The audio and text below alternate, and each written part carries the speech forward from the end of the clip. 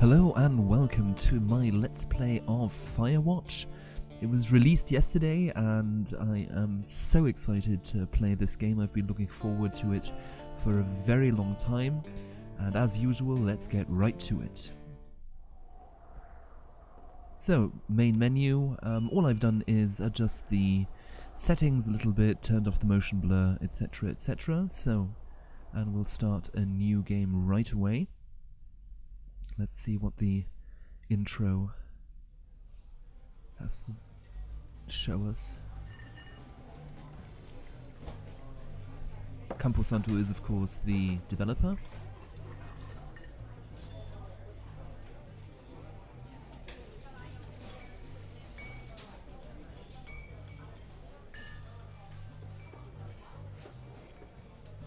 Boulder, Colorado, 1975.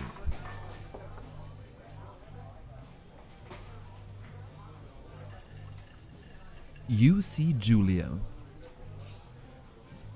So am I supposed to... do I click this? Ah, yeah, okay. She's about your age, late 20s, laughing with well-dressed professors and grad students from nearby CU Boulder. You, Henry, are out drinking with your pals. You approach her. You are drunk. So... what's your major, you know? You slur the word major and it smells like cause. You give an awkward smile. Evolutionary biology, she says, and I'm a professor. Cool, you reply. What's yours, she asks. She sniffs the air. Toxicology? Was that a burn, you ask? She says, definitely. Worried she hurt your feelings, she asks you if you want to split a cheeseburger. 1 week later, you are Julia's boyfriend. Okay, in the elevator.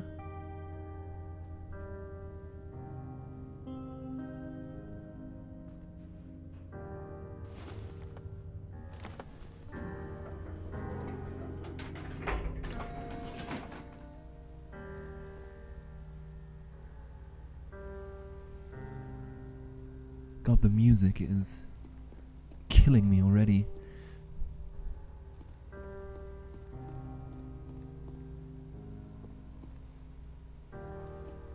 So there's nothing much I can do here from what I can tell.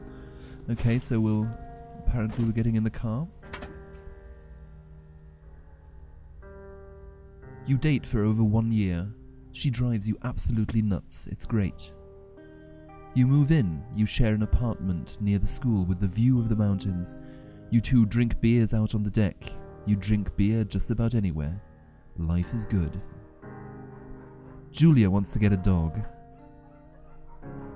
There's a scruffy, undersized beagle. Julia is in love. She wants to bring it with her to class.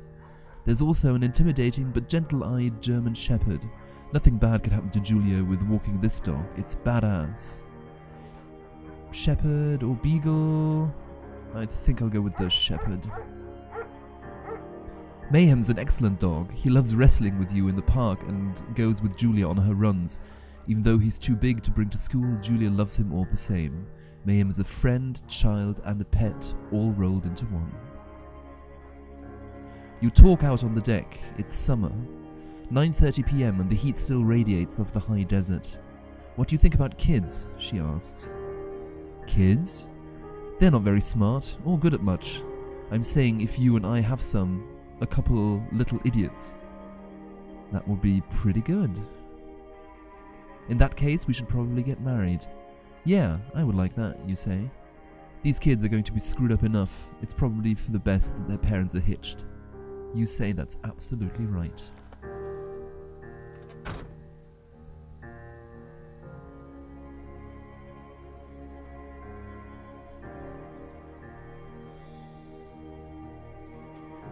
So here we are, the Thoroughfare Trail. Thoroughfare Trail Head.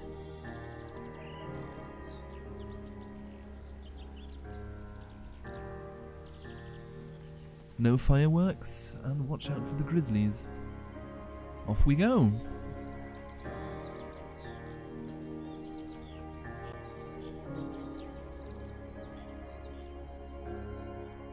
It's Thursday night and Julia is 4 hours late. She doesn't call, you're worried and getting angrier by the minute. She's not quite drunk, but she's clearly been having fun time. You fight when she gets between the sheets. You get mad. You call her an inconsiderate asshole. She tells you to fuck yourself and to not be such a baby. You call her selfish. She knows you mean it and it hurts her feelings. Julia still likes to draw. She draws plants from her research. She draws all the places you go. She draws you. You pose and flex like He-Man? No, come on. You frolic like a Victoria's Secret model. Very nice.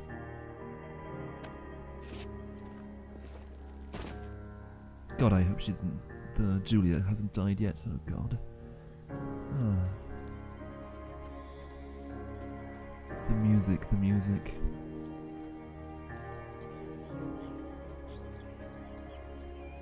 And in case I'm running the risk of repeating myself, but this is just absolutely beautiful.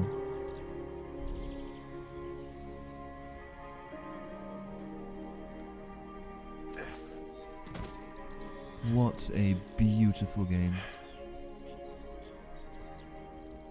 1982. During the summer, you and Julia enjoy walking mayhem at night. There's a festival in town. It brings in folks from faraway places. One of them tries to mug you with a knife. Fuck! Dog! Julia yells. She gets flustered and has trouble speaking when she's stressed. You confront the attacker. You scare him away. You reach into your pocket like you've got a gun and threaten to kill him. You manage to scare all three of you. He runs away. Julia asks to take a different path from that day forward. You say okay, you don't want to go that way either. From then on, you walk by the river. 1984. Plans to have kids get waylaid by work. Julia gets offered a job at Yale. Yale is in Connecticut, 2,000 miles away. It's a great job, associate department chair. She wants to move. You absolutely do not. Convince her to not take the job. They're both shitty. Agree if she commutes. You don't want to move to Connecticut. She says that'll be hard, but she'll do it for you if you won't move. You tell her not to pass it up if that's what she wants. She agrees and flies back to Boulder a couple of times a semester. Julia's sent home from Yale on paid leave after having an episode. She lost it on a colleague for borrowing books that were important to her research. She didn't remember she had happily loaned them to him just 2 days prior. She was found crying in the stairwell. You say that maybe you guys should talk to someone about it. Tough decision. After seeing multiple doctors and having many tests, they are worried that Julia might be suffering from early onset dementia. She's 41. You both decide to keep it a secret for now.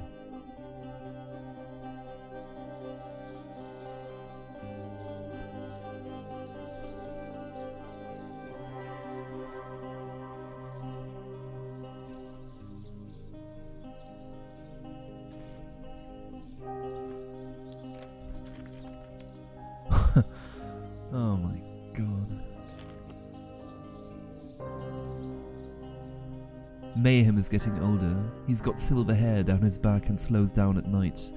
You and Julia walk him to the bar to see your friends and it feels like nothing has changed. Julia goes back to the university.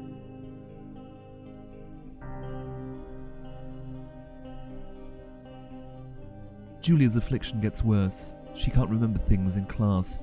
Her research is in shambles. She drives her car to the next town over for no particular reason and has to be brought home by the police. She's devastated. She's sent home on permanent medical leave.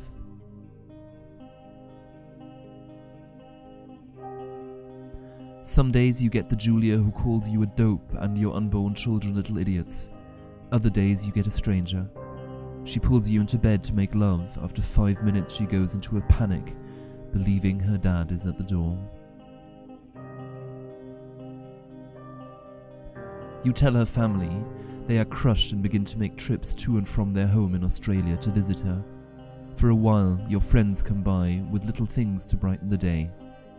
She gets worse.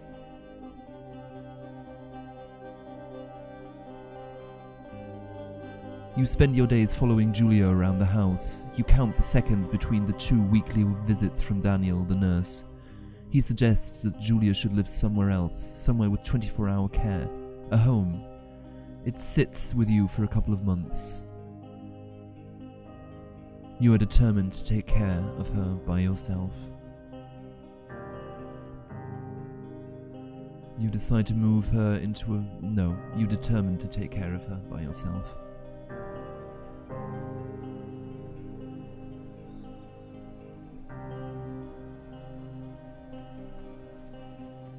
Well, if this isn't an introduction to set the tone for a game, I don't know what is.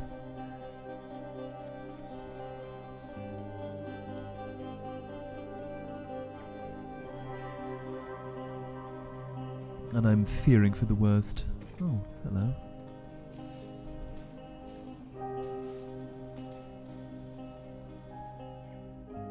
It is impossibly hard. The worst is when you get mad at her, like when she tries to cook her own food. You can't do anything without her, and she can't do anything without you. When she does go to sleep, you stay up for a few hours, drinking on the deck, watching baseball in the summer, college basketball in the winter, drinking then too. You start going out after you put her to bed. The first time you do it, you worry about her getting up and walking around while you're gone. You put a chair in front of the bedroom door. No way. You trust that she sleeps like a rock.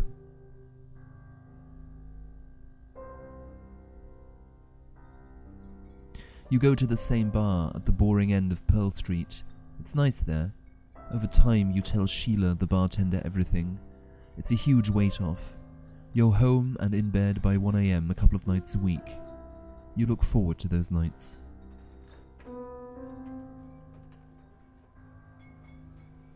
One night you are stopped at a DUI checkpoint. You blow a .10 and are taken to jail for the night. You consider trying to hide it, but you tell your sister-in-law, Susan.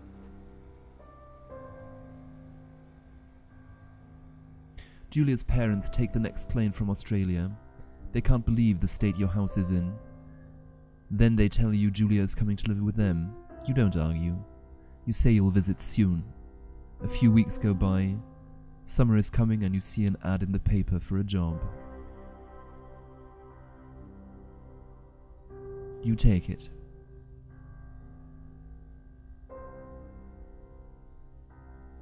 So, and I'm thinking this is us on our way there.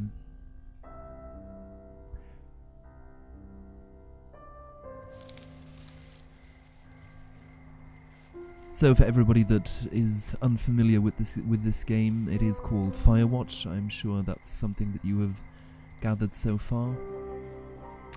And you have taken the job as a fire watchman in a national park. And this is us going to our watchtower. And apparently there is some weight that you've brought with you. So let's see. Turn on the power. Oh, this is cozy. There we go. Hello, Two Forks Tower. Okay. Two Forks Tower, this is Thoroughfare Tower. Come in.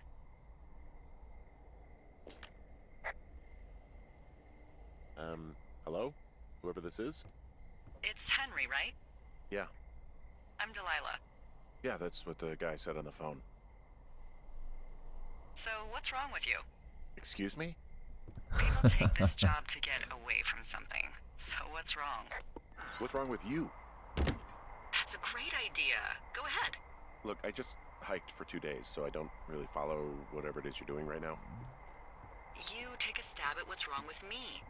Fine, then can I sleep forever? Sure, buddy. Okay, now go ahead. You've killed 3 ex-husbands. You're rebelling against Mum. Nobody back home can stand you. Okay. You're Probably just rebelling against a mom who wishes you had given her grandkids, by the sound of your voice, at least 15 years ago. Ouch. You come out here and it really grinds her gears and you love it. Can I sleep now? Well, she also says I fuck immature men, but in my defense, who wouldn't want a 28-year-old with ambition and energy and some fire in his belly in bed? Me. I'm going now. Just a second, now it's my turn. Okay. Good night. Bye. Let's see. I don't know anything about you, but I 9 times believe out of that's 10, her in the folks tower. out here simply got dumped. In the distance there. Close? Good night. Good night. Welcome to the job. And that is one hell of an intro. Day 1, there we go. Let's see what is in store for us. Good morning, Henry. Well, I guess good afternoon. You probably slept like a rock. Anyway, there's still a few hours of daylight to get some work in. I can see you at your desk, so call me when you're ready. Okay, we'll go and do that. Hey. Sorry. Guess I slept in. You got a relaxing, 14 hours of sleep? Woo! Yeah. Jesus. I guess it's what, 6? 6:45. Whoops. Don't worry about it. That hike puts everyone out of commission for a day or two. But now that you're up, let me quickly get you acquainted with the job. There's a thing in the middle of your room with a round map on it. Do you see it? The map table? Okay. Yeah, I see it. This is the Osborne Firefinder, invented in 1914 by W.B. Osborne? You use this to spot, you guessed it, What the fuck? What is it? Nothing. You use this to... Oh, fuck me! Good God. Language, lady. Out your west-facing window. Are you seeing what I'm seeing? Are those fucking fireworks? Oh, there we go. Whoa. That's not legal, right? No. You need to get down there right now and stop them. Fire danger is through the fucking roof. Is that really my job? Your job is whatever I say it is. Look, the closest ranger is like 2 days away. Go down there and set them straight. Like, kick the shit out of them? Can I write them a ticket? Yeah, we'll go with that Do you think you one. can handle that? Can I write them a ticket? Do I write him a ticket? Easy there, Dirty Harry. Well? Get going. You'll probably need a rope to get down the shale between you and the lake, if I remember right. There should be one in the supply box on the way. The code is 1234. It's actually that for all of them. Secure. Shut up. Okay. Okay, so I grab my backpack. That is excellent, and off we go. Yeah, already I'm loving the dialogue. I mean, this is already quite something. So, our first assignment, I guess we'll try to find our way. So, we'll take up the map here and see... Okay, so there's... It looks like there's an arrow facing to the northeast.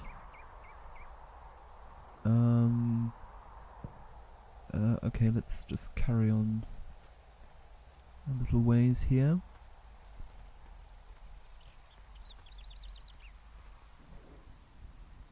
And Sega. Oh, okay.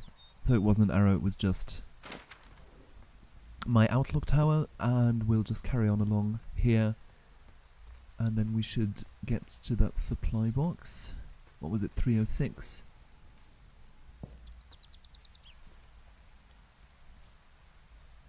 Yeah, from the 14 minutes gameplay video, I know that they are sort of bright yellow, bright orange, so my guess is they should stand out quite distinctly from the rest of the surroundings here. Ah, there we go. Perfect.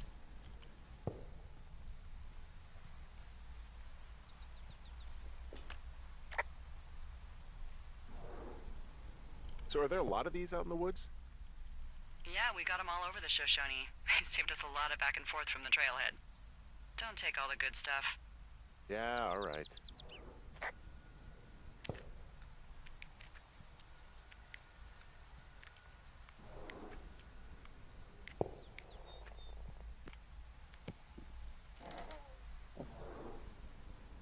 Okay, so copy information. What does that do?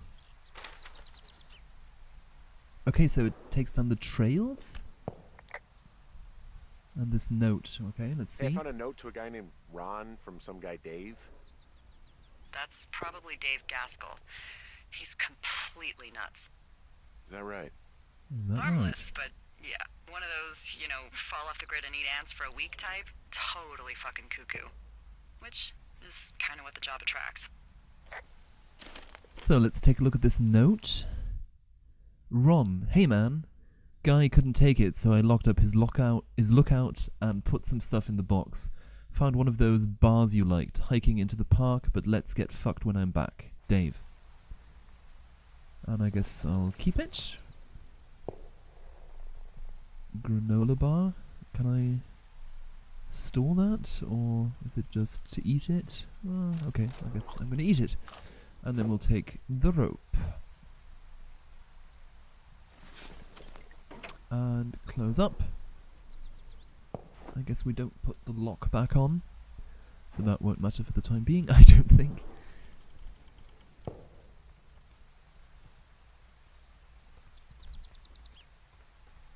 So, and then we will obviously continue down to the where we need to go.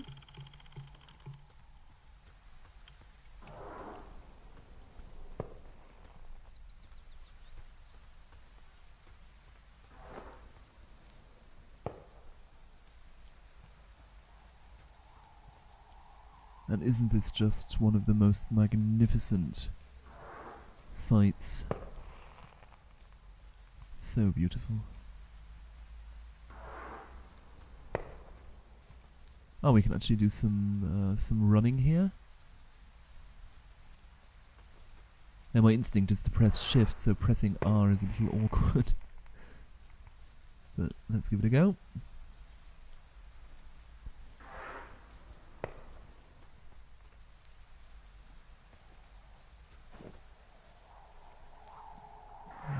Okay.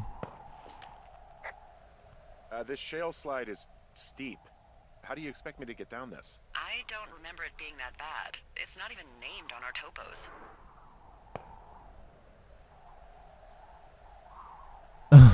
I'd go with Widowmaker. Yeah, well, I'd go with Widowmaker. Come on, it's really not that bad. It's a 50-foot cliff made of rocks that look like knives. They just look like knives, okay? Plus, there's already a Widowmaker on the backside of Parker Mountain. It would be confusing. Okay, so we'll hook up the rope. And yes, I'll end the first episode once we've reached the bottom. Thank you so much for watching, and see you guys in the next episode. No, no, no!